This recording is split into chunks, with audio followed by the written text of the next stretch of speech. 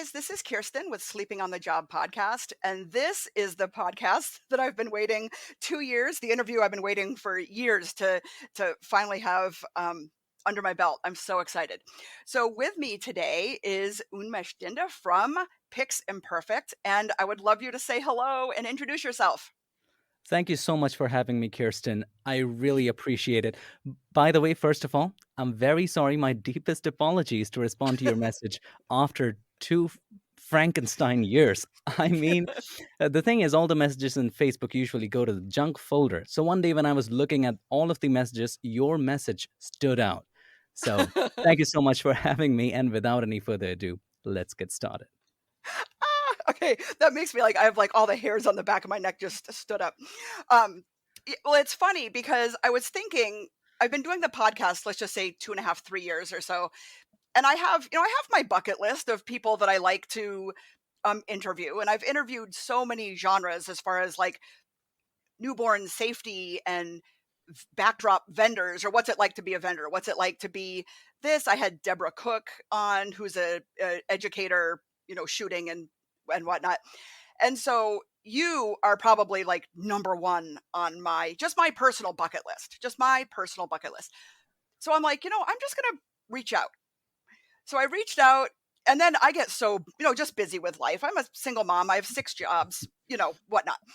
And so over a year goes by, time goes by, whatever. And I was like, oh, And I would check and it would say unread. I'm like, I'm foolish to think that like, you get 2 messages in your inbox. I'm sure you have hundreds. And then I think, then it gets separated into spam folders and whatever. So I happened to be thinking of you, and I probably watched a video, and I just went back to the message, and of course it said it was unread. So I'm like, okay, well, I'm not offended if you haven't even seen it. And so I kind of said like, hey, circling back, it's been like a year, just wondering if this maybe will bump to the top. But anyway, I'm so glad when you responded, I literally like fell out of my chair. One of the things that usually I tell people when they have sent me messages on Facebook, and I have had messages like 1 or 2 years ago, I responded to a couple of them.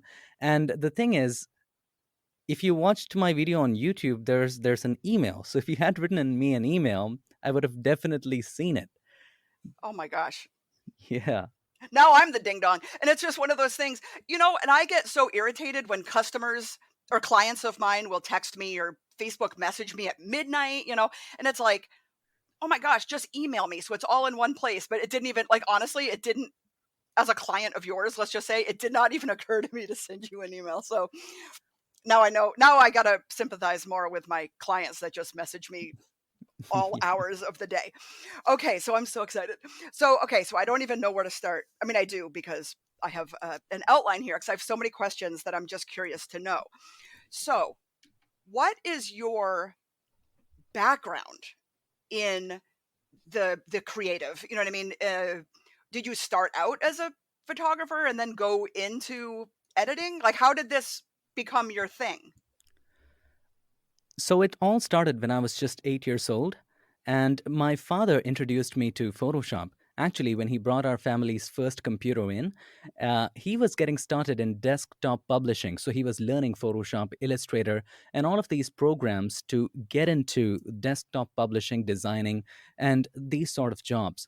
And as he was getting into this, he needed his own computer. So he bought a computer, and as I was the child in the house, curious about everything, he introduced Yes. me to Photoshop as a child of two artists. Both my parents are artists as well. So I got really curious, and he just introduced me. And I was somebody who was very curious as to get into pressing and pushing all the buttons inside of Photoshop. And just soon enough, I was doing all the fun stuff inside it, like taking all my relatives' photos and changing the heads, editing it, turning them Right. green, blue, red. It was all fun and games. So when I got into my second year of college, I got really serious into it because I went into study uh, mass media and advertising. So, and then we had lots of assignments to create videos. So I thought about, why don't I teach Photoshop? Because as a learner, it was very hard for me to understand. As a student, it was very hard for me to afford anything, afford any coaching. So everything Right. I did was I learned by trial and error. So I thought maybe one day when I get it, when I just do understand the basic things, I would try to give back. So that's when I started, creating videos to teach people how to do it. And that's how it all started. And from my second year of college till now, it's been more than 700 videos. And along the way, I learned a lot of things teaching, more things that I have learned in my previous 10, 13 years than in teaching. I hope I'm It's making sense. it's literally crazy. I tell people all the time, and I'm gonna totally date myself, if you started at 8 and you've been doing it, 16 years, I read on your profile. So I've been doing it since I started Photoshop in 2006. Okay. And so I quickly did the math. So I've been doing it about 15, going into my 16th year. But in 2006, I already was like in my 30s and had 2 children. So I was not 8 years old. I was an adult. But I learned my DSLR on film. So it was Mhm.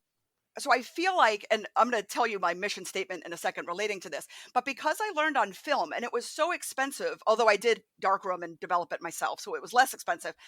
But when I was a professional, I would, send it out and it was so expensive to get pictures that were garbage. And so I had to nail it. I had to get it right so I didn't just waste hundreds of dollars, compared to what I was charging. And so it's kind of been in my background to when I use Photoshop, it's to enhance, it's not to fix. When I say I'm editing a photo, all I'm doing is removing acne or a little bit of, you know, I watch all your videos. I watch your videos before bed, so it's so funny. But so Thank you. I always, I climb into bed and I have like maybe my herbal tea next to my bed and I have my Great Dane, next to me. And I'll literally go, okay, what video have I missed? What do I need to know? What do I need to know? And you're my go-to all the time. Thank you. I appreciate So it. yes, so whenever I talk about editing a photo, I'm not talking about fixing a photo. Mhm. My photo is gorgeous. I'm going in to enhance the photo, which is where, I learn everything from you. And what I like is you're rarely fixing a broken photo. You're usually enhancing a beautiful photo to make it mind-blowing. And There so are I think situations. Yeah, go ahead. well, no, I was gonna say, I think that's what I like so much about your channel is it's not like buy my actions to make your photos beautiful. It's like you're enhancing, and I just love that. But yeah, take it away. Sure. The thing with actions is, since you mentioned, I always recommend creating your own actions because then you know what's going on. And even when you are buying actions, there's nothing wrong with that. But you have to understand how actions work so that when you do buy them and when you do open the actions and when you see the steps, you can customize it according to your own image. Because sometimes actions are created in such a way that it will only work with a particular resolution or a particular exposure, so you have to be very careful about it and learn how the actions work and learn the concepts behind it to be able to actually use it. And since now I totally get where you're coming from, when I was a kid as well, my father was very into photography, not so much as a professional, but when we used to go for vacations, we had that Kodak camera, and he always gave me the camera to take photos, and I used to take photos even as a 3 4 year old. And I can absolutely relate how we were very careful about taking the photos on a film that can take only 36 photos on a Kodak. So Yeah, there was yeah, no photographing your dinner. Like you don't want to absolutely. waste. Look at my cappuccino. There's a heart in the foam. It's like that's like a couple dollars to develop that picture. Like Absolutely. And then you never knew whether the photo would be developed fine or not. It can come half black, or it can, any sort of thing can happen. and then you're done. Like there's no like, oh, I should have done, I should have removed all the debris from the background. I should have done this, I should have done that. And it's funny because I consider myself a photographer. Like I know my camera inside and out because of my teacher in high school. So my first camera, I want to say it was a Minolta, but it only had manual. It didn't even have auto or shutter priority or anything. It had Wow. an ISO, an f-stop, and an aperture, and learn how to use it, know how to use it. And so I consider myself a photographer. A lot of the 20-year-old, not the millennial, but what the Gen Z or whatever that are coming up as photographers, I kind of refer to them as digital artists. Their images are beautiful, but I see their raw images and they're like crap. It's like, do you even know how to, you know, do you I know how could to meter to totally relate. zero? But Yeah. there's one thing that I believe is true as far as any form of art is concerned, whether it's music or photography. At the end of the day, the end result matters. It doesn't matter how you actually got there. Uh, you know, I know I can understand that the more you learn your craft, the more you perfect yourself with your photography skills, the easier it gets, the faster you get with your results. Definitely. The more the source is good, definitely it's a big plus. But at the end of the day, if they're getting their things right, that's all that matters. Because again, I'll give you an example. Earlier, I was also in my college. I learned photography. I was taught photography, and I was taught the manual mode. Now, the thing with manual mode is for changing scenarios. For example, the exposure in a scene is gradually changing. So you have to be very careful as you change the scene to be able to dial in everything. For example, you're photographing something that is moving really fast, like there's a swarm of birds coming in, and instantly you have to change the position of your camera and capture something. So, in that moment, if you're expert, of course, you will in no time change those shutter speed, ISO, and those settings to get the right image. But then again, now technology has developed so much that you can keep it on, let's say, shutter priority or aperture priority, and then just shoot and keep the button pressed in burst mode, and everything is captured. And at the end of the day, inside of the computer, you pick the ones that look good to you. It's not the it's it I'm not saying that don't learn photography, but technology has helped us capture those moments which were very hard to get previously. What do you think? So so to back up a little bit, you said it's important to know the why. And that's Yeah. why when I watch your tutorials, you teach like the theory behind it. Yes. So I'm learning the tool and the theory. Why does this work? The one I watched this morning was all the blend modes. Oh, the overlay darkens the dark and brightens the white, or contrasts the white and the dark, and eliminates the gray. And okay, so that's the why. When I Hmm. make a tutorial or I'm teaching someone, I'm just like, do this, and don't ask any questions. Do as I do. But I learn the theory, then I know the theory, and then I'll tell people real quick, circle the head and drag and drop it into the other picture, and just a 2-minute video versus a 20-minute video, just helping someone real quick. Um, Hmm. but it's important to know the theory in the long run. So Absolutely. with Shutter Priority, so I have a group, and it's so funny. So I have a group called Mini Session Inspiration and Photoshop Education on Facebook. And it's mostly about mini sessions and running successful businesses shooting mini sessions. But it's also, I educate people on, get it right in camera and blah blah blah. So in that group, someone posted the other day that she had it in shutter priority, and she was doing something mini session related, I want to say. And whatever shutter she had it on, the camera picked F20 for Wow. the, and it was like Wow. one person. You know what I mean? It was like Wow. one or two, like maybe a couple hugging and whatever. And it was F22, F20 or F18. And so I asked her, I'm like, I'm really curious why you picked, without knowing it was shutter priority, but I'm really curious why you picked anything above F like 2.8 when you're doing one person or a couple.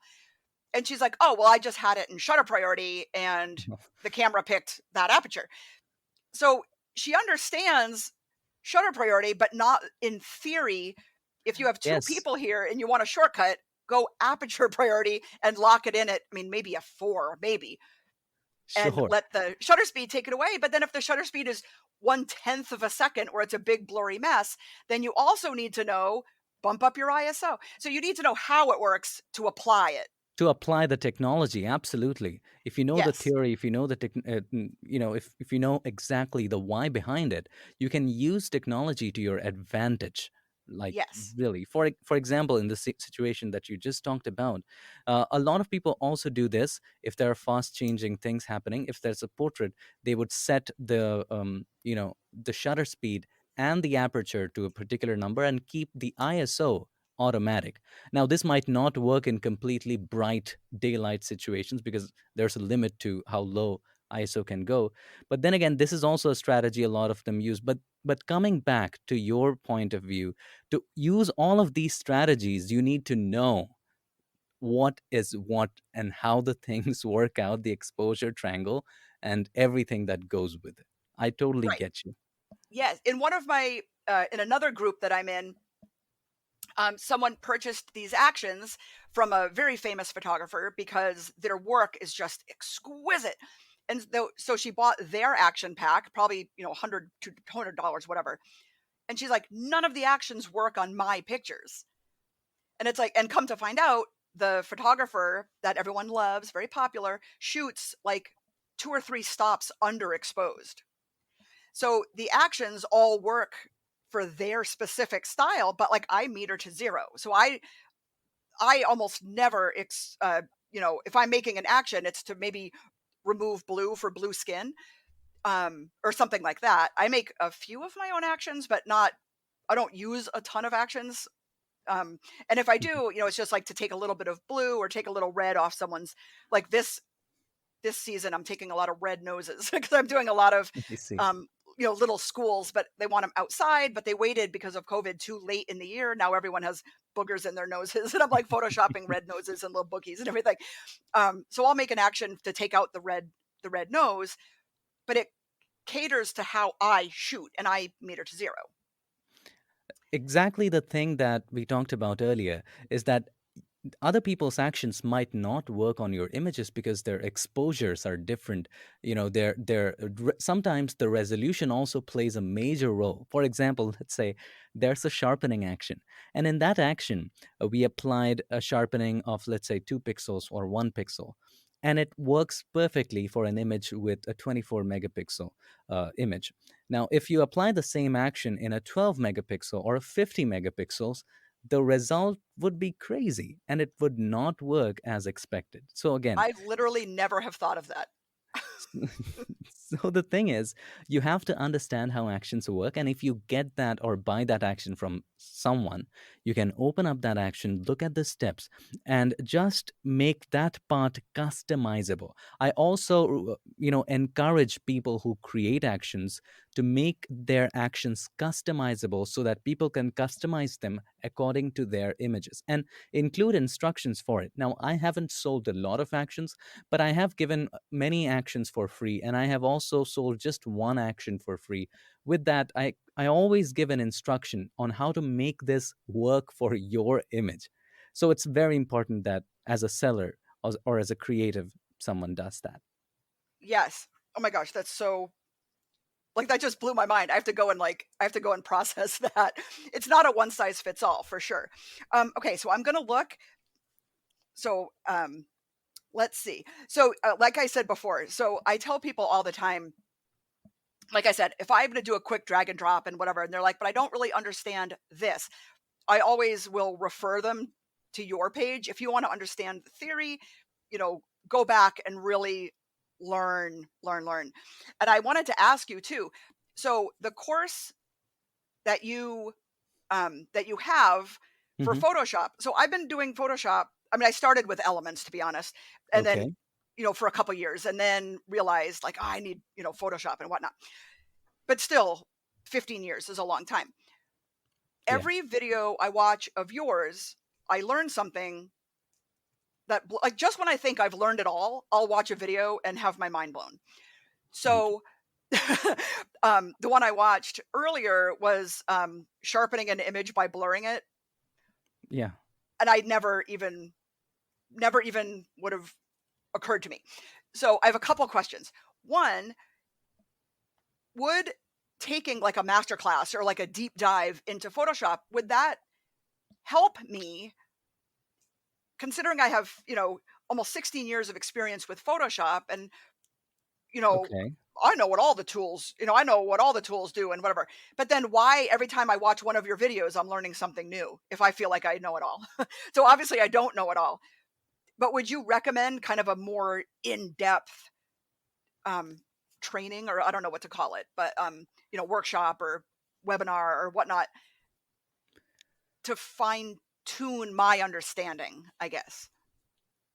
All right. Now, if you do want to dedicate the time to it, I would highly recommend, if you have time at your disposal, I would highly recommend you go through a training. I'm not saying just go through my training. Any instructor that you love, you can, and if you like their material, you can go through their training. And what happens is then, if you start from the very beginning, start from the basics, you might, catch certain things that you might have missed as a learner. There are certain gaps inside of us when we learn something from scratch. Those gaps get filled. For instance, let's say in my class that I have just created the course, um, even in the first three lessons, which are just the basics of Photoshop, opening a file, saving a file, formats, how different things work, there have been people who have said, all right, I have been using Photoshop for 15 years and I didn't know this specific thing. I didn't know that you could hold H and get a bird's eye view of the entire thing. And when you do release the H, you zoom back in. So little things like that that will help you fill the gaps in. So if you have the time, great. Now, the other side of it is that the way I learn sometimes is you only need to learn the things that you need. For Right, instance, I just create, I'm a Photoshop teacher, and to create those videos, I use Premiere Pro. Sometimes I use After Effects to insert those animations in my videos. Now, I don't know After Effects from scratch, and if I try to learn it, it will probably take me a year or so. Or if I really get into it, maybe I can nail it down in 3, 4 months. But I don't have the time for it. So here's what I do: I just go to YouTube and learn how to make that particular animation, because that's all I'm gonna do in my entire life, at least for now. I don't have any other plans. So that's right, all I'm gonna use it for, is to create that lower third that says Unmesh Dinda, presenter, Piximperfect. That's it. So that's the only thing that I'm going to learn. And get on with my work in Photoshop or other applications. So there are two aspects to it. If you have the time, if you want to dedicate yourself to it, if that's something that you're making a career out of, and you really want to have an in-depth grasp of the entire concepts, I would recommend starting from the scratch. You don't have to watch everything slowly and gradually. There's a way you can speed it up and just go through the entire thing. Any instructor, this will definitely help you connect the dots, which some of the areas might not be clear to you, for the right. areas See, which are not clear. Yeah. I think I would watch it for a few reasons. One, I definitely feel like a big nerd when it comes to like I remember a few months ago, and like I said, after 15 years, I'm like, how did I not know this?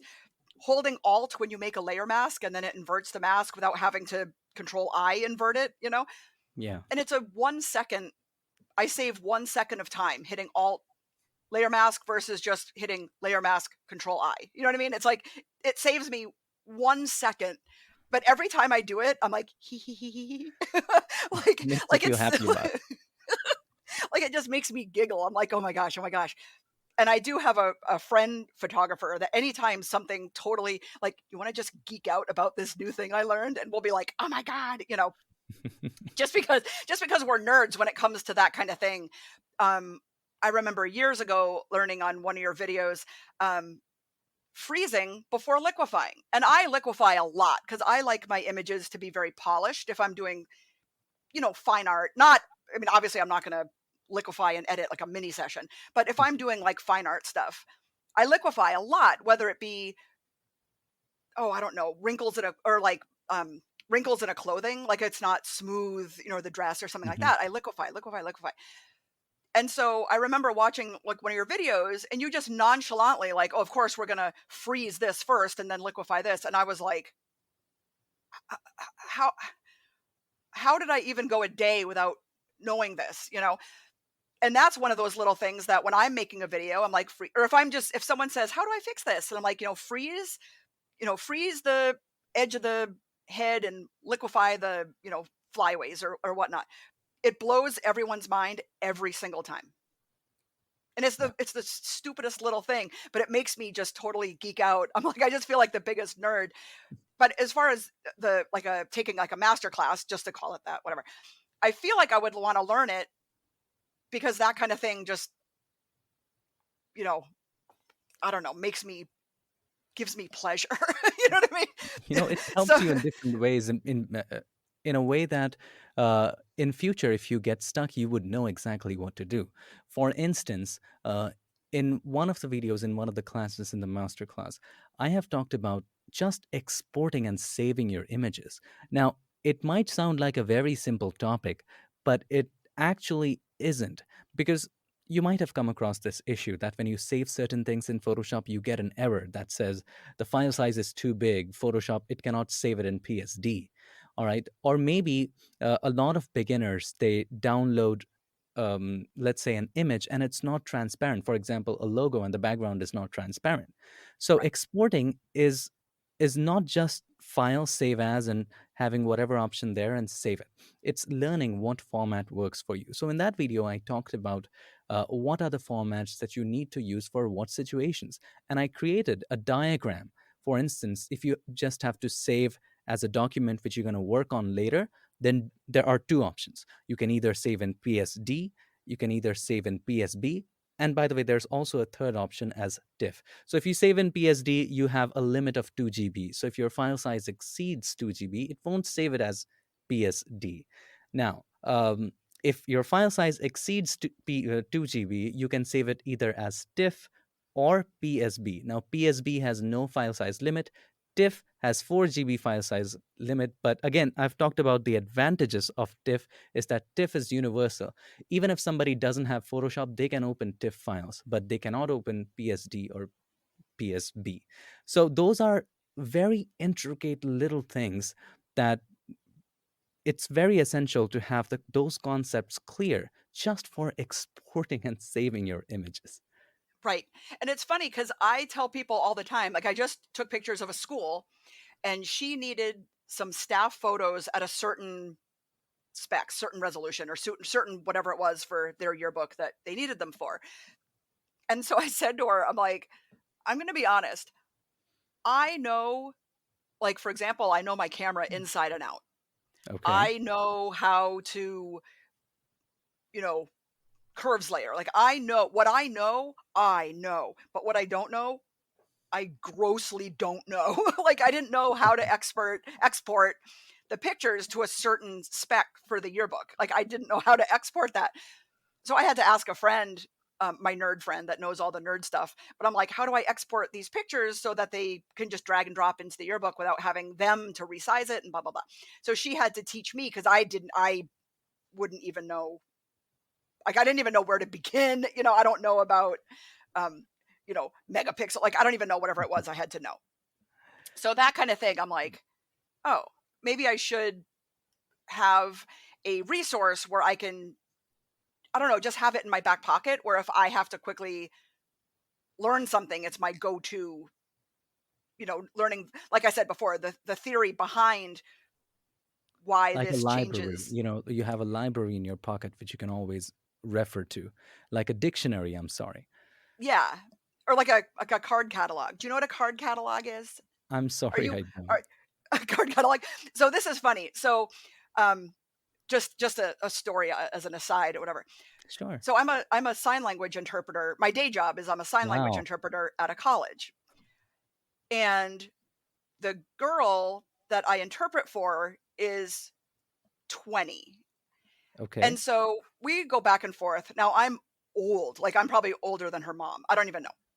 Okay. So I could be, who knows.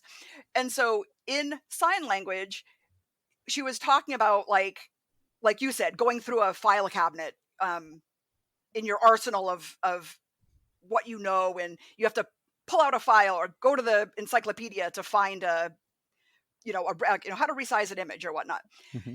So in sign language, in American Sign Language, she kind of signed like to open up your head, expose your brain, take out a card Okay. catalog. Now, a card catalog is something that would be in a library that you would open up and look for a certain book I see. and Now it and makes sense. yeah, Yes. and where it would be in the library, where to Yes. go Yes. to find it I in the know. library. And so she's doing this in sign language, and I look at her, I'm like, "You are 20 years old. How do you even know what a card catalog is? You should be signing." I mean, you have Google. I didn't have Google. Card catalog was my Google back in the day. Wow. I remember when in 2006 when I first started in Photoshop, first of all, I don't know if Facebook even existed in 2006, but if it did, I was not on it. And I had Scott Kelby's book, and I actually have it on my shelf somewhere. How do But I do like, that in Photoshop? Is that the one? oh my God, it was from 2006 or before. So it's very old. I can't put my eyeballs on it right now. But I would literally, like, how to brighten an eyeball or whatever. And I would literally go through his book, and then it explained it step by step by step. And I think about what I had to do to just edit an image. It cracks me up. Like, it dates myself. And this is before, like, posting in a group, "Hey, how do I fix this?" Like, in my group, people all the time, someone just asked me, they bought a, it looked like a, I don't know, maybe an 8 by 10 backdrop of a Christmas scene, Okay. whatnot. But then they took full length pictures of adults. So the 8 Hmm. by 10 was not wide enough, or 10 feet was not wide enough. They totally got the edge of their studio on each side.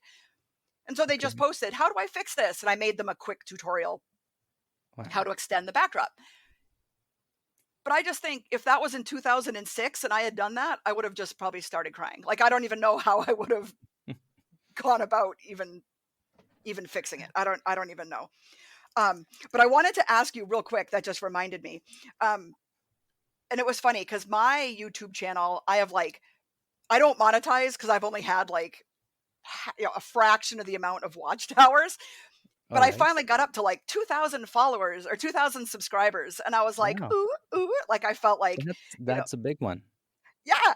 I still only have like, I don't even know, maybe 1,000 watched hours, but I need 4,000 watched hours. So it's like Okay. grossly under, like I'll never probably monetize in my lifetime. Not How that it really long do matters. you post? I mean, how often do you post?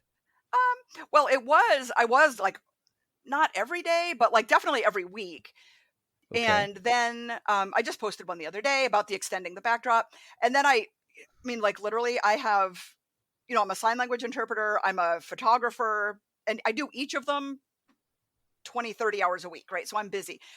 I have my podcast, I have my Etsy store, I have It's my amazing website. that you're a sign language interpreter. I just had an idea, just sharing. You don't have to do anything. I just had an idea. Like, it's hard to find anybody teaching Photoshop in sign language I in know, and YouTube. I've had requests. Yeah, that can be a huge thing, especially for that community. Yes, if I knew how to do it, I would do it literally in Okay. a heartbeat. And talk about bucket lists. So I've been an interpreter. I got my first interpreting job. I graduated college for interpreting in 93, and I got my first job interpreting in 94. I've literally been interpreting every week since 1994. Wow. So So that shows how old I am. But on my that's bucket that should list, be very easy for it should be a piece of cake teaching Photoshop in sign language. no, it would be a piece of cake, but I don't know, like like my YouTube videos, like you were saying, adding in the graphics, whatever. Just the thought of that makes my head hurt. Like, I don't know if I could learn it. I'm too stupid. I don't know. Like, I don't know how I would do picture in picture. Like, I don't know how I would do it. I know how I would do it, but not how I would present it, if that makes sense. Like, Okay. I don't know how I would record myself and then but it's been on my bucket list way back in the day. It closed sadly, but there was Hallmark Institute of Photography was in Mhm. like 2 towns over from me. And I remember I would just sit with my fingers crossed, please let deaf students enroll. Because how amazing would it be to interpret shutter speeds and apertures when I know what they do? Like, you can't interpret what you don't know. And I True. know photography, but in 26 years, it's never come up. So, Wow. but Maybe that's this can definitely be a on new my, start. Yeah, this definitely should be in your bucket list.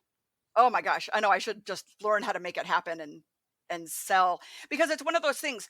Captioning is still not a deaf person's first language. Okay. You know what I mean? So if they read the word aperture, it's not clearly portraying what an aperture is, versus if I was going to, in sign language, talk about shutter speeds and apertures, I would compare it to a pupil of an eyeball. I see. You know what I It's mean? interesting how sign language works though.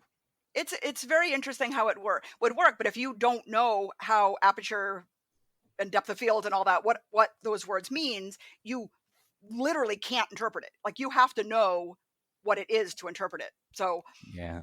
I would love to like, oh, I'll just travel the world interpreting all these things. But there are a handful of deaf photographers that I've seen kind of reach out like, oh, I wish some of these were had an interpreter, you know.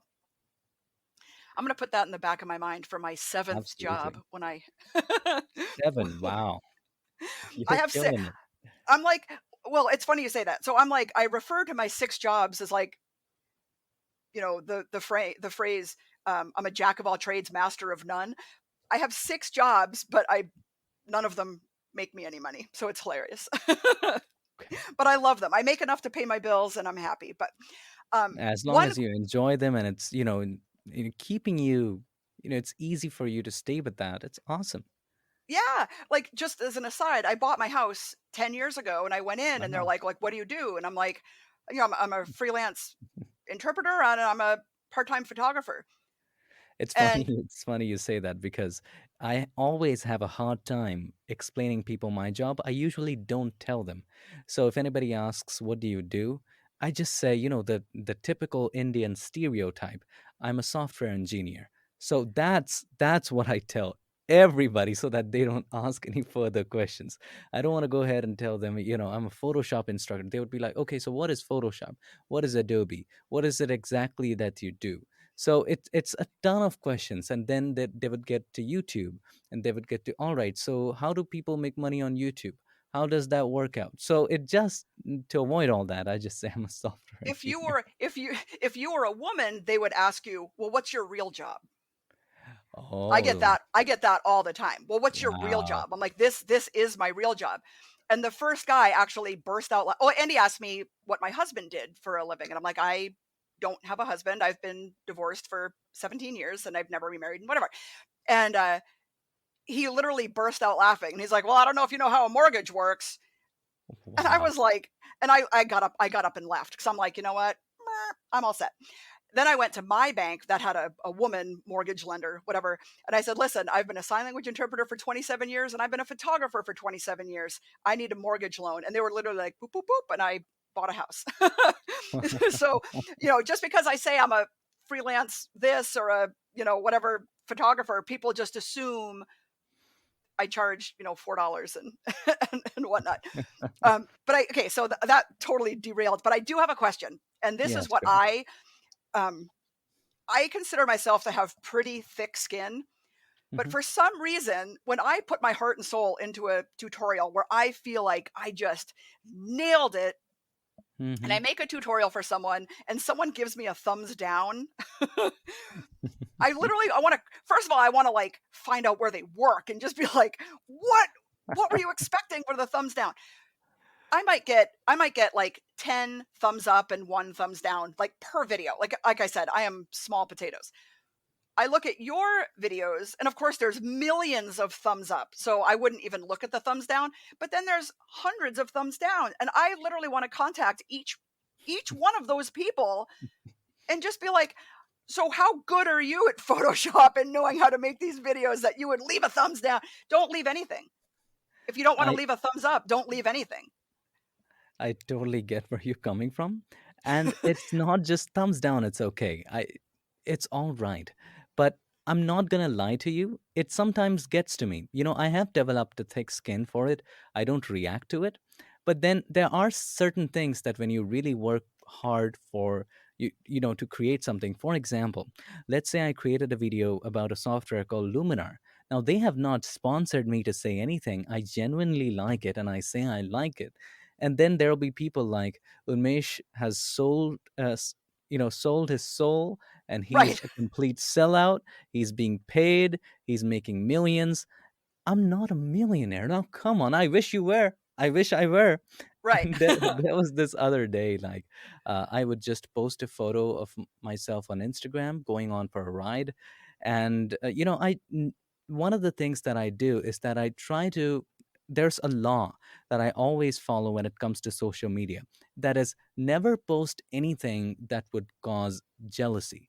Never post anything that would also cause pity. So, two things I follow: never post anything that will cause jealousy or pity. So, I always try to avoid that. So, yeah, even going to limits as to when I used to post my photo, I used to take the time to remove the branding from my phone so that people don't know what phone I use. Just this one time, I took my photo. It's a simple iPhone, and people started commenting like, so now you're flexing your iPhone, huh? You used to have a simple Android phone 3 years ago. Now you're flexing your iPhone. Maybe you're flexing because you're a millionaire now. I was like, what in the world? Like, do you have, access to my bank account or so? What is happening? I wish I were a millionaire, but, you know, It's like, it's crazy. thank you for being my biggest fan. That you have to notice what phone I'm using. That's Absolutely. so funny. So, yeah, I mean, sometimes it just, like, and, like I said, I don't monetize, like, I don't make any money from doing these, and what I do is I don't edit my own photos really, once in a great while, but usually people will be struggling with something, and I'll be like, "All right, send me your photo," and then I'll make a tutorial on how to, fix the double chin or the bra lines or, whatever, Hmm. and so I'm like, "I'm doing this for free, like, I'm helping," like, and it's anyway, to get a thumbs down, I always just it makes me, like, it just makes me roll my eyes so far back in Oh, my head, I'm just like, "Ah!" if you have a problem with it, if you don't like it, go ahead and create your own video. Yeah, I don't have a problem.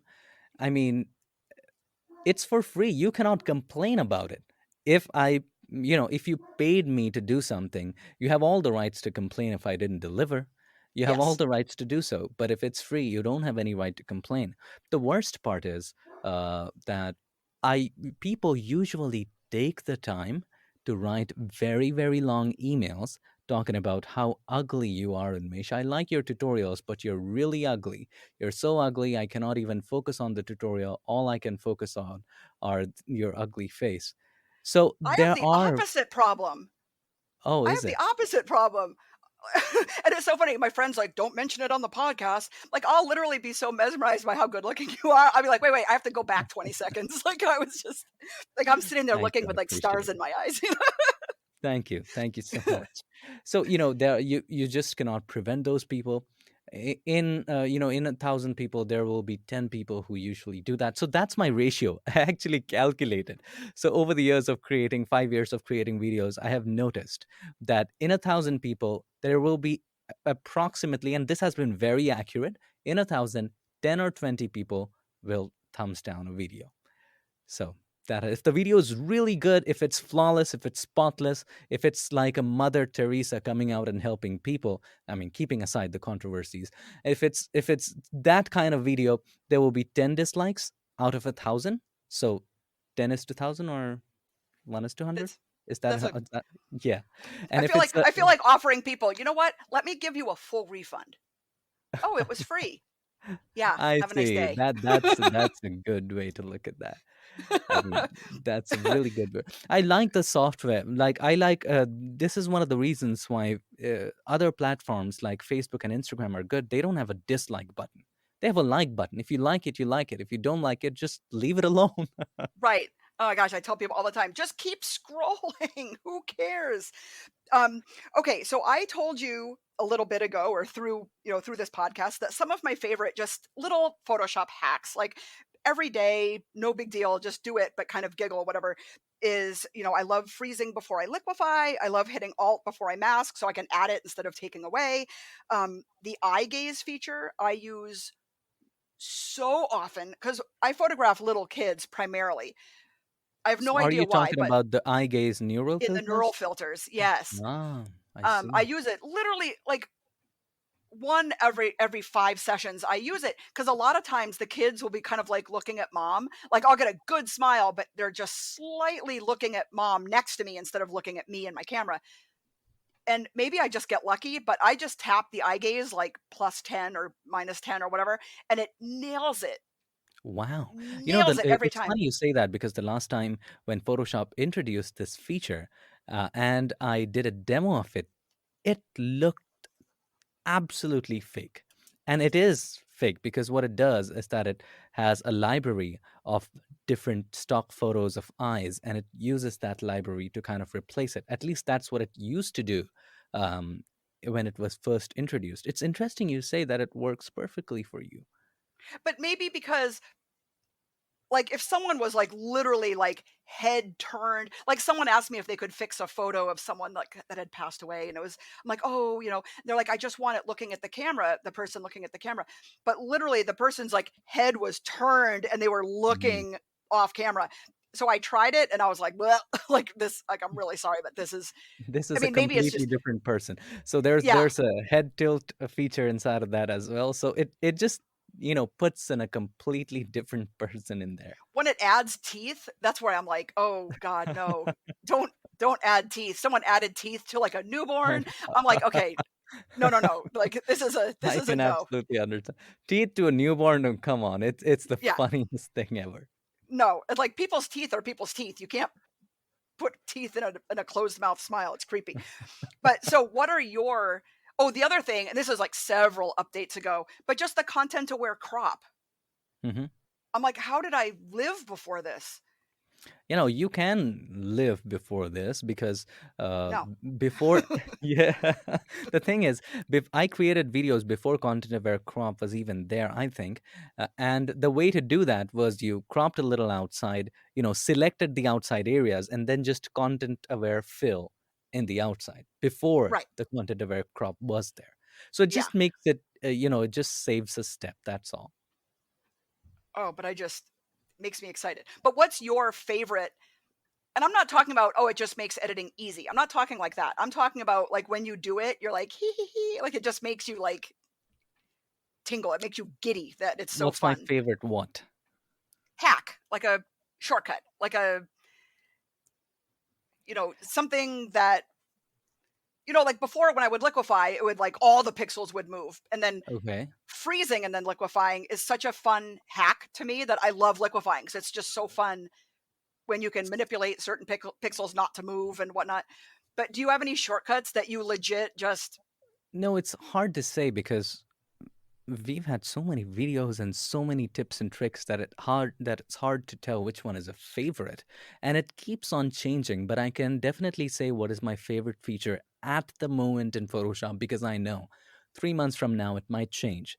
So right now, what Photoshop is doing with select subject is crazy insane. It's like if you are into creating composites, or even if you are into, adjusting the things in your subject, and if you want to mask it out, the accuracy that Photoshop has come up with is just, for the most part, impeccable. With just one button, once you select the quick selection tool at the top, you will see the select subject button. Right now, with the later versions of Photoshop, with just one button, you don't even have to go and refine the hair and get single hairs back. None of that. I should have said hair, the plural of hair. Anyway, yeah. so yes, you don't have to do any of that. You just click on that one button and it just selects the hair properly along with the subject. The edges are perfect for most cases, and it's just makes compositing so much more easier, and also selecting subject. Even if you are working with Lightroom or Camera Raw with the latest update of Photoshop 2022, there is select sky and select subject, and the way it works is interesting because you can select the sky and subtract the subject from it, or you can do the object, you can add and subtract things. For example, if you want to make the subject and the land that the subject is standing in brighter, or adjust both of those things, so you can just select everything and then just subtract the sky from it. So there's lots of different combinations you can use, and it just blows my mind how accurate Photoshop is getting at it. I know, I even think back just even, 15 years, 10 years or whatever, and a lot of people and this, like, makes me, like, nuts, but a lot of people don't they have Creative Cloud or whatever, but they don't do the updates because 'cause they're scary. They don't do the updates because they don't I don't know, they don't They're wanna, scared they're of stability issues. yeah, they're just, scared of updating, so they never update. I'm usually the one that updates immediately because I know I'm gonna totally geek out over whatever is new, and I whenever there always, is there will be stability issues all the time. Yes, you were yes. saying something. Yeah. Well, one of the things or 2 of the little tutorials that I make are just I know with some updates, people are like, "All my brushes disappeared." And it's like That's a it's big a one. it's a random thing, and it's only happened to me like maybe twice. But 2 things. 1, when I buy a brush or download a brush from like Brush Easy or whatever, wherever I get brushes, I put them all in the same folder on my external hard drive. And so if something happened to my brushes, I would just go in and go reload, reload, reload, reload, and they're all in the same place and I can just reload them all. But then I learned how to just save your brushes. So now I'll save all my brushes and call it brush 2021 or whatnot. So if for some reason all my brushes disappeared, it's you just click load the 2021 brushes and Mhm. then boom, all my brushes are there. Wow. So that's a fear from people. And also sometimes all of your actions will disappear. Just Yes. random. And I was like, well, just re-upload them. I know it's a total pain in the ass. But what I do is same thing with my brushes. I have a folder on my external hard drive that's just filled with actions. And then I have an order written down in a notebook that I have for photography. I have an order of how I like them. Like, the ones Okay. I use more often at the top, maybe, and blah, blah, blah. And I re-upload them. And it's a pain because you can't save the whole, like all of your actions like you can with all of your brushes. Mhm. But if they're all in the same spot, you can re-upload them. So it's not like the end of the world. But I feel like people download them all willy-nilly and then they don't know where I they can all are. And understand. I can absolutely get where the users are coming from. It's really a struggle because you have worked so hard to set up your workflow and you have worked so hard to set up your entire arrangement of the UI. Like these are the things you need and these are the things you don't need. For example, you don't need channels, or for example, you don't need the adjustments tab right there. So you remove them, you create your own UI setup. And it's yes. hard when you upload it and everything just resets sometimes, not all the time, sometimes. But here's what I recommend to anybody who's scared of updating. And that is, when you do upload, there's an option in Creative Cloud that allows you to keep the previous version. So, what happens is when Photoshop updates, you have the previous version already there with all your actions, with all your brushes, everything therein. So, if it's a complete version update, for example, going from version 22 to 23, it will keep the version 22. So, what that allows you to do is that when you do open 23, if everything looks all right, perfect, no problem with that. But if it doesn't look all right, you can go back to the previous version and see the things. For example, if the brushes are not there, just export all the brushes and then open that back in 2022. That's as simple as that. So this is another thing that amazes me. So I love shadows, any kind of shadows. I love shadows. And if for some reason shadows are taken away, I add them back in. I will burn, dodge and burn, shadows Mhm. in and whatnot. Like on a different layer, lower the opacity, blah, blah, blah. One of the other things that blew my mind, and I think in your video you used a car, I want to say. It was either a car or like something with wheels, like a skateboard Yeah. or something like that. But making the shadow from the wheel and then elongating it. So it's Okay. so it's an accurate shadow. Um, I feel like I know how to do everything, not everything, but you know what I mean. What I know how to do in Photoshop, sometimes I wonder if it's the most the most accurate way to do it or if it's just kind of like a workaround. But whenever I look it up on yours, it's always like, there's a much more efficient was the word I was looking for. A much more efficient way to do things instead of trying to like, you know, guess what the shadow would look like and color There's it in. no right or wrong way of doing it. There's just looking for clever ways to do it.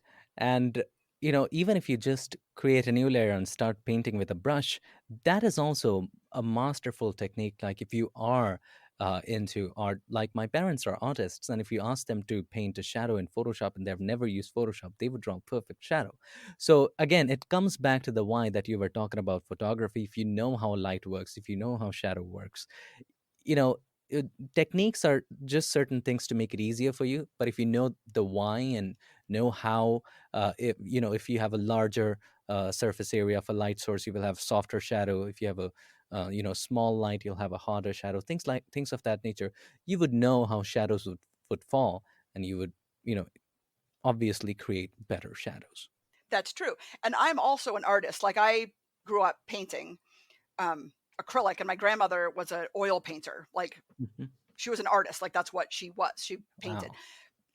And all my other aunts and uncles, my mom's one of seven, but they're all either cellists, conductors, or opera singers. Wow. So I feel like there's definitely creative genes, creatives in my bloodline for generations. So like you said, yes, I can paint in pretty accurate shadows because I know the theory behind a shadow. But what I was going to tie in earlier, and it slipped my mind, is dollar per hour. So fixing a Mm, photo versus enhancing a photo.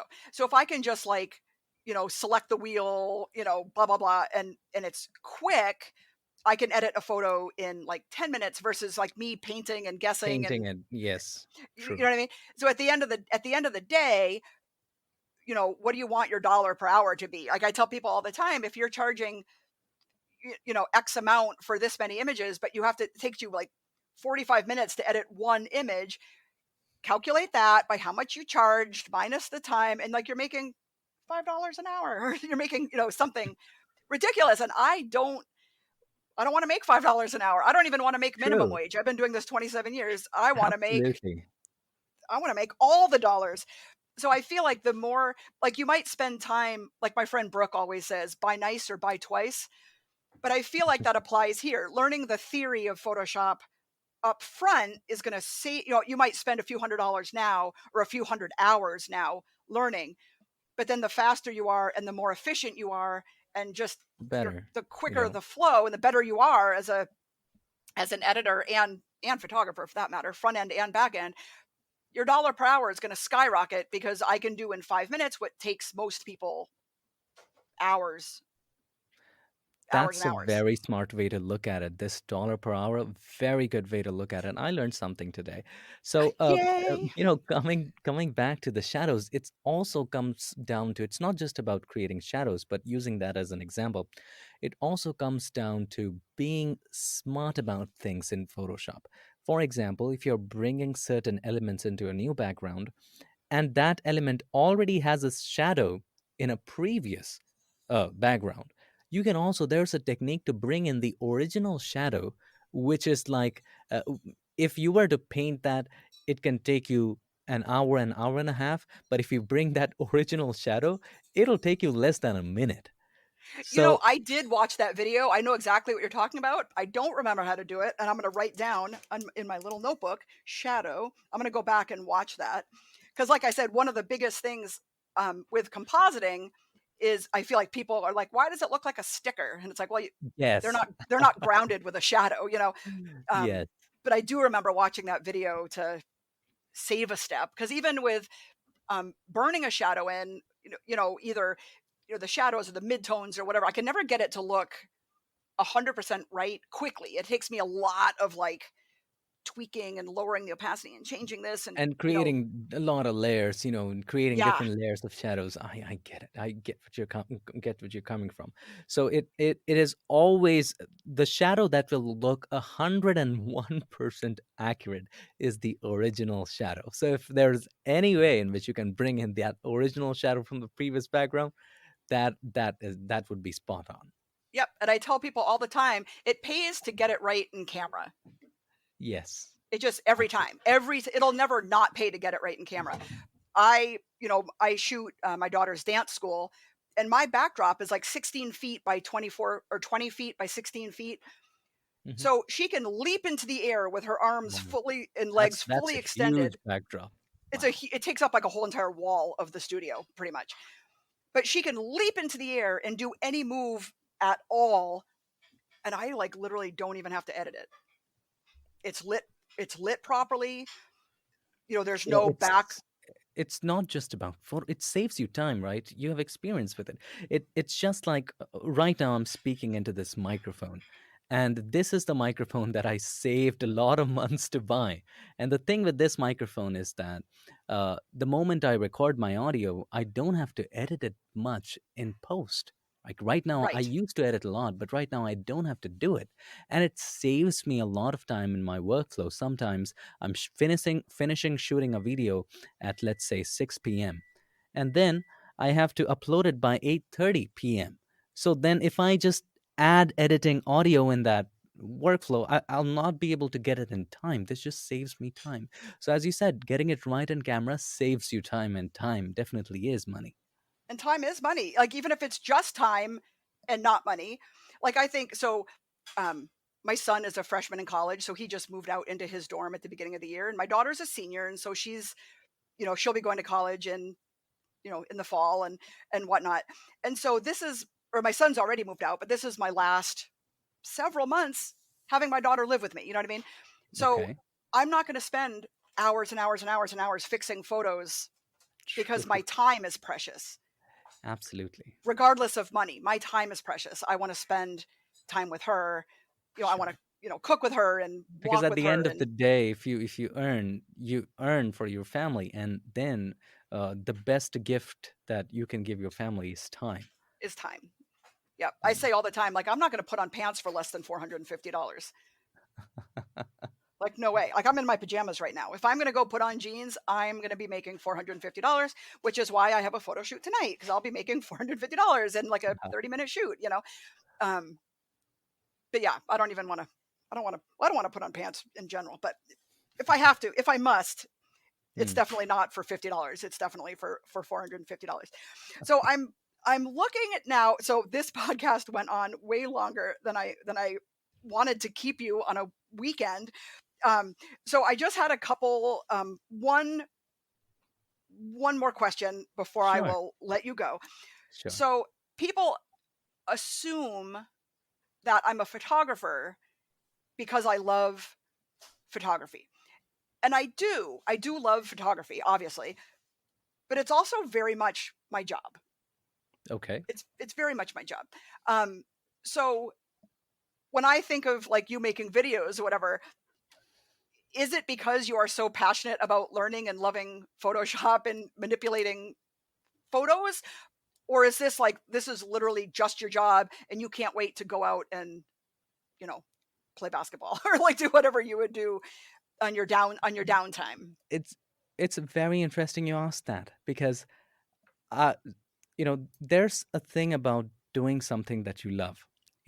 You enjoy Yes. it a lot, and then after doing it so many times over and over again, you definitely do need a break.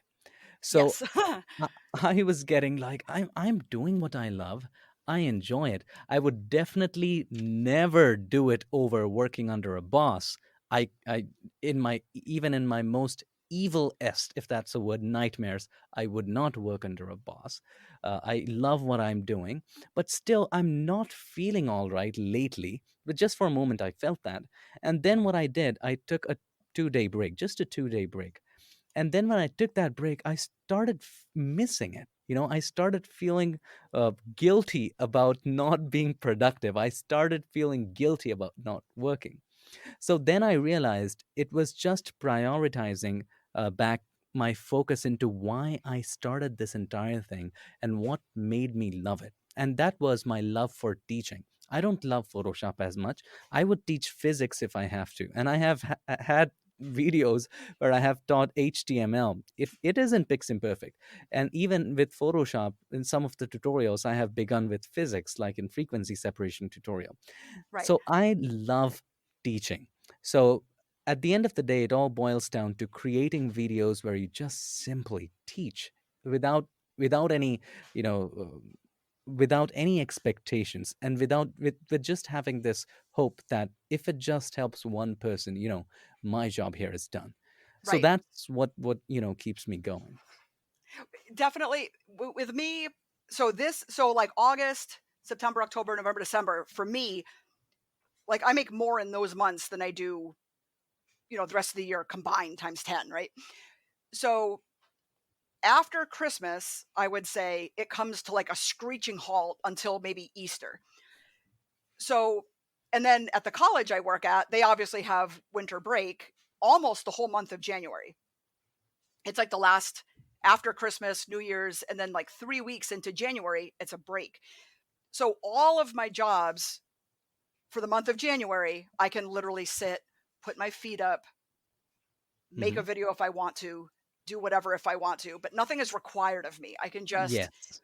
put my fuzzy socks on in my bathrobe and cuddle up with my dog and and zone out, you know? But You then know, it when makes it me gets required of you, it's great you mentioned, because when it gets required of you and when you have to do it, and it's not because you would want to do it at that moment, then it kind of feels like work and job. But when you do it because you feel like doing it and you do it for the love of doing it, then it feels good. right. And I have been self-employed since I was 19 year or maybe 21 years old. I've been self-employed. Like I haven't had a W-2 for taxes since I was a teenager probably because I'm self-employed. Even with the sign language, I'm an independent contractor. So Yes. I work That's at what the I love. college. Independent Yes, contractor is the thing. ind I love it. So I can pick and choose what and when I do whatever, you know. And Sure. same thing with photography, but I feel like after all this time, I literally call myself unemployable. I could not work under someone. Oh gosh, I tried it. As you said, since 21 you're self-employed. Same. I'm 2021 since 21 years of age. I'm self-employed. So when I was in my first or second year of college, I got into an internship. So I thought maybe I would get certificates. Maybe that would help me get a job. Back then, I hadn't thought that YouTube and teaching online and teaching worldwide clients and working with brands would become my thing. I had no clue regarding that, so I thought, all right, I'll just get a regular job later on. So right now I need experience. So I joined the internship and I left it on the very second day. And the reason I did it is because I had skills back then. I'm not blowing my own trumpet, but I had skills back then since I was into Photoshop since I was 8 years old. So I had skills. So they were making me do, graphic design work worth thousands of dollars that they would pay a regular person on a monthly basis or something. I was doing all of that for free, and they were Yeah, making me work like crazy because I was an intern. So I left it. I thought it's better if I do it for my own stuff and post it online. It's better if I teach people, or it's better if I do it as a freelancer for other people. So I started going that route instead. absolutely. It's also the reason I call myself undateable too, because I'm like, I've been single for so long. I'm just like, "Meh, I got to do my own thing. But same thing with photography. If I had a boss telling me, you need to go take pictures of this and charge this and whatnot, I would be like, no, thanks. I'm going to do what I want to do when I want to do it. But I'm successful doing that. I mean, like I said, I can literally pay all my bills myself, and I'm about to have 2 kids in college, Wow. and I'm scrappy too. Like here's my funny story that people have heard on the podcast before, but this is where I'm scrappy. So the first COVID Easter, so that was 2020, right? 2020, yes. 2020, the first COVID Easter. I saw online that people were like, "Oh my gosh, like every year it's a tradition that I bring my kids to see the Easter bunny at the Okay. mall." And now there's no Easter bunny at the mall. And so I thought to myself, how can I help? Like how can I make a composite, or how can I make a digital something, or what can I do? What can I do? And so I'm thinking real quick, and a friend of mine that dresses up as Santa for my Christmas photos also has an Easter bunny costume. So Mhm. I reached out and I said, "Listen, tomorrow it's the day before Easter. So this is really last minute. I don't know why I'm even bothering, but can I borrow your bunny suit? I just have this crazy idea." And so she's like, "Yeah, come get it." So I went to go get it, and I had my daughter get all dressed up, and then it started sprinkling out. And I was like, "Oh my gosh, it just started sprinkling. You know what? Let's just forget it. Let's just forget it. I had this idea, but forget it." And then, we drove around for a few minutes, and the sprinkling, the rain stopped, and I was like, "Okay, jump out real quick in front of this big huge forsythia flower, yellow flower bush or whatever. Mhm. Jump out, hold a picture frame, and I'm just going to snap a picture of you. And I know Easter's tomorrow, but parents are probably going to still put their kids in a dress, even though there's no, churches are shut down and the malls are shut down and whatever. But let me just throw this on Etsy and whatever, $5, and we'll see what happens." Mhm. And I said to my daughter, "I'll give you 50% since you were the Okay. bunny." So you were selling what? A picture of the Easter bunny holding a picture frame, And then Okay. people were going to give me their, just their cell phone picture of their kids dressed up for Easter. And I would put it inside the frame and sell it to them for $20. So it I looks see. like the Easter bunny is holding a framed picture of their kid. I see. So you okay, so you would Photoshop their kids into it is I would what you Photoshop their kid into it. They would send me a picture from their cell phone or whatever. And then I Oh, would make it look cute and give it to them. So then I okay. thought, hey, for $5, I should put this on Etsy because maybe other photographers would, want this, Want okay. would want, this to sell to their clients. Okay. And so I said to my daughter, I'll give you half, whatever it is, I'll give you half. I put it on Okay. Etsy. Within minutes, my phone started going cha-ching, cha-ching, cha-ching. And I'm like, Wow. what is going on? So within the first hour, I probably made, let's just say $500. Wow. And so my That's daughter is amazing going, accomplishment. yeah, my Yes. daughter was 16 years old. She's like She was 200, $250. Yeah. $250. And we're like dancing around the living room, like, ooh, ooh. So meanwhile, my phone is continuously cha-ching, cha-ching, cha-ching, cha-ching. And I'm like, I look down, I'm like, we're at $1,000. Like we're at Wow. $1,000. So my daughter's like, $500. $500. Ooh, ooh. And it kept going and kept going and kept going and kept going. Within the first, like, I don't know, within the first 7 hours, the day before Easter, Mhm. long story short, I ended up making $13,000. Wow, just with that. See, it's just $13,000 wow. just from That's that one Easter amazing. bunny picture. Wow. Of course, then my daughter starts doing the dance, 12, $6,000. And I was like, no, I'll give you $500. Go away. Go away and leave me alone. I got a mortgage to pay. But I think I paid her, $500 or whatever. And she was happy. But during COVID, the college was shut down. Like I wasn't interpreting, I wasn't Mhm. taking pictures. So my creativity or whatever Helped provided you. me to get through, the first, 6 months to a year of COVID. Wow. It's So that was amazing kind how of that worked out. That's a it was wonderful story. it was just a fun fluke. I just happened to be the first person to do it.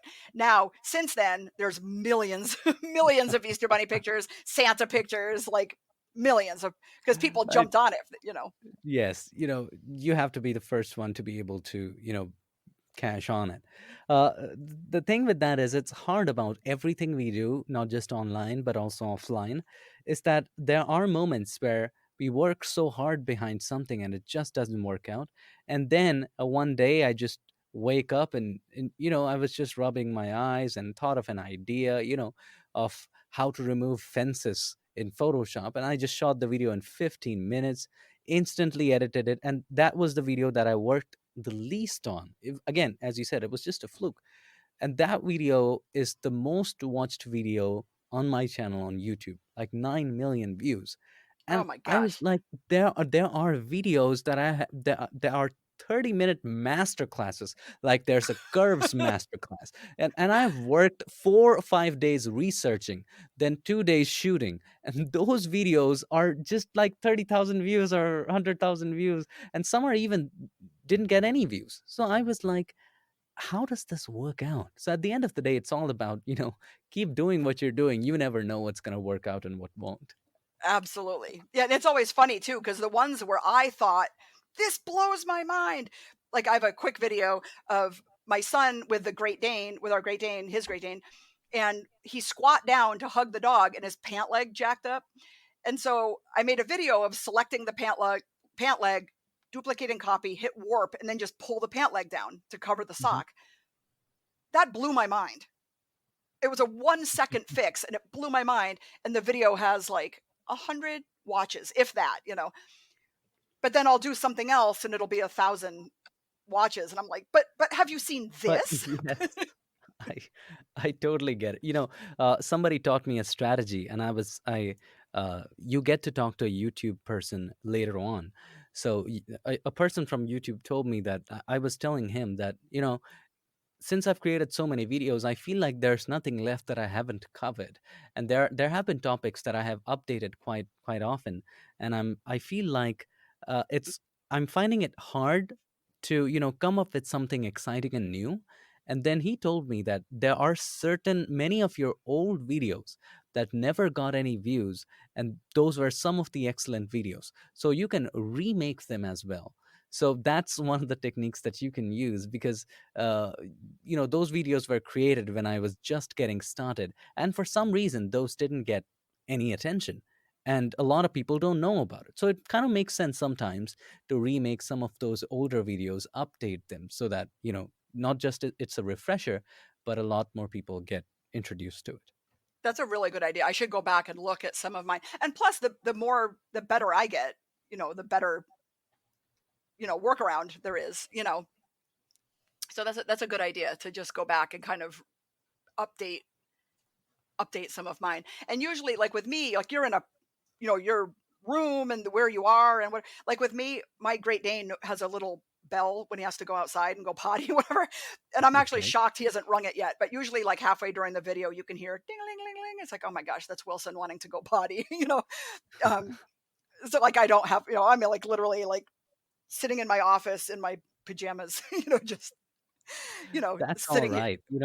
Still, even now, just now I changed my studio, but just 3 months, still 3 months ago, if you watch any of my videos, you would hear in the background there's a ton of birds.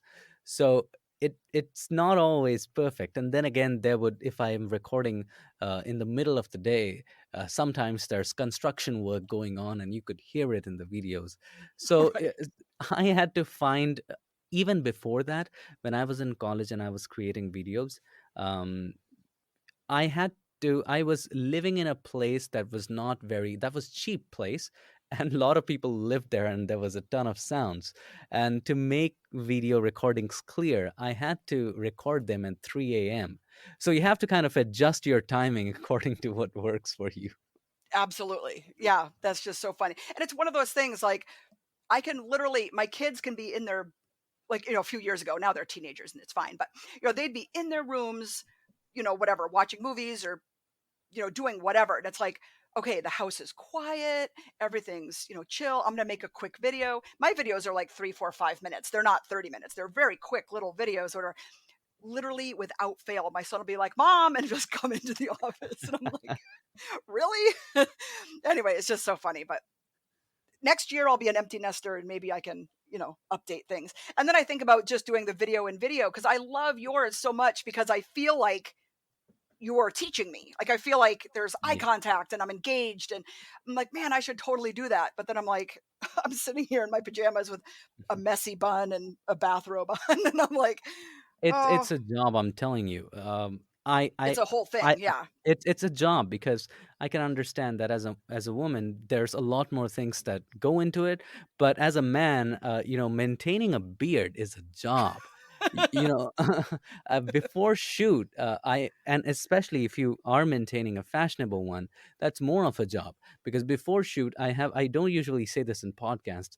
I have to spend about 20 minutes to kind of just shape it up, and then you just get your hair right, wash, bathe a little, get dressed. So it's a whole job. I wish there was a person for that, but it just, I Well, wish. it's a So, the sad yeah. thing is that it's a whole job because if it wasn't, someone would be commenting on it. Oh, just roll out of bed, you know. Yeah.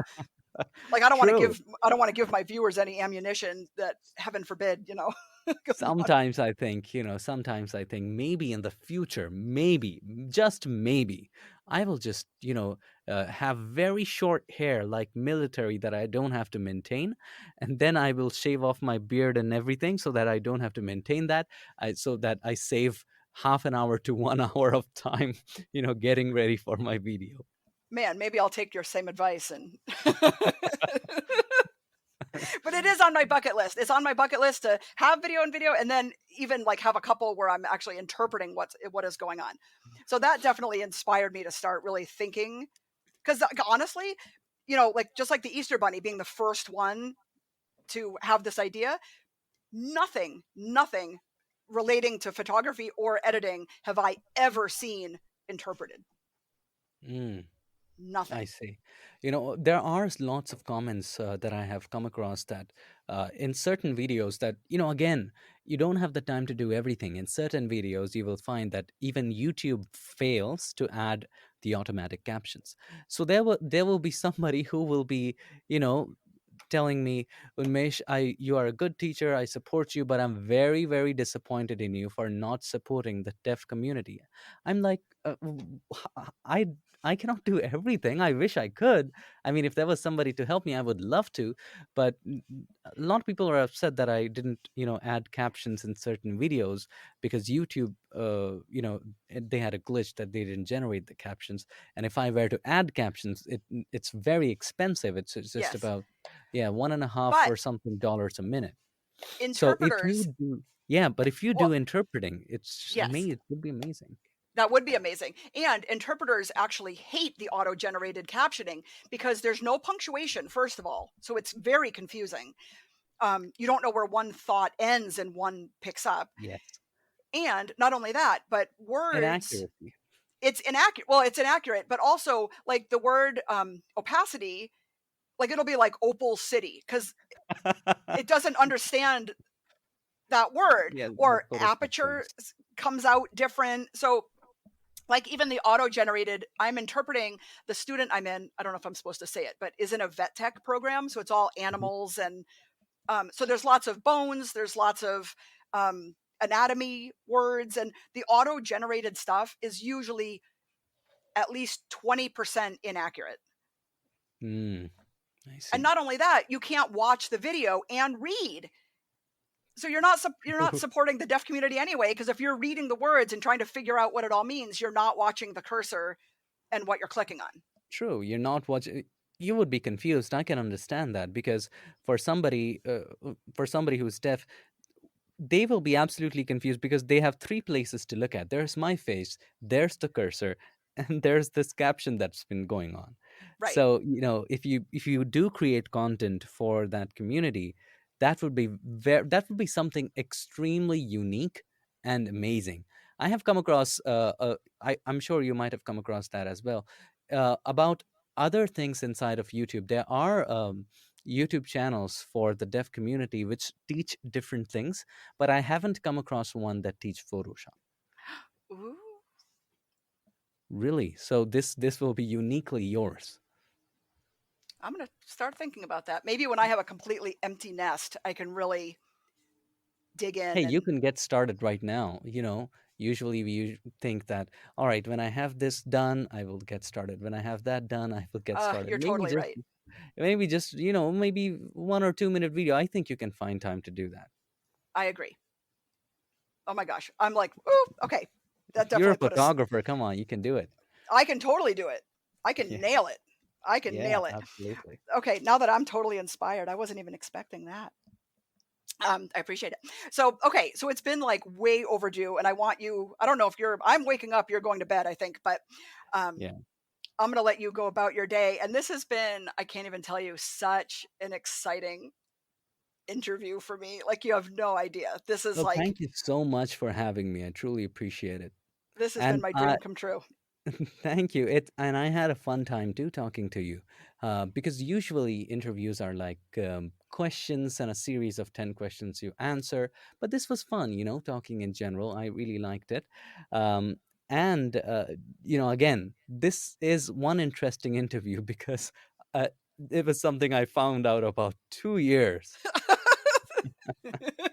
I know you're like, and please, and please it's don't hate me. I'm like, oh my God, no, interesting. no. Even after 2 years, you would be up for it. Oh my gosh, are you kidding me? As long as I'm doing Photoshop and whatever, I would have kept circling back and in just the hopes that the Facebook gods would take it out of your spam folder and put it somewhere else. The thing with Facebook is it's usually absolutely not a good idea, to message someone on Facebook. Even Instagram is better. At least people look at the requests folder. But Facebook, it just, that folder it's not even accessible. You No, just it's have to not. go to a different location to be able to see that. So for Yeah. some reason, I opened that and I was scrolling through and I found yours. There were, I have to say, usually I have about 8 to 9 thousand messages. So Holy. yeah. Yeah, I figured there'd be a lot of weirdos in there, like you're just Mm. commenting whatnot. But oh, well, I'm just so happy that this worked out. So I can sleep well tonight. So anyway, so have a good day or night. And I Thank you so appreciate much. this from the bottom of my heart. And I'm so glad you had fun because I had so much fun. I'm gonna like literally, I'm gonna go dance around my living room in a minute. So, Thank you so and much. You have a great day ahead as well. you have a great day too. Thank you so much. Thank you so much. And keep creating. I am going to keep creating. Thank you very much. All right, and you too, Yeah, because I need something to watch at night. So, all absolutely. I'll try right, my have best. thank you so much. Have a good one. You too.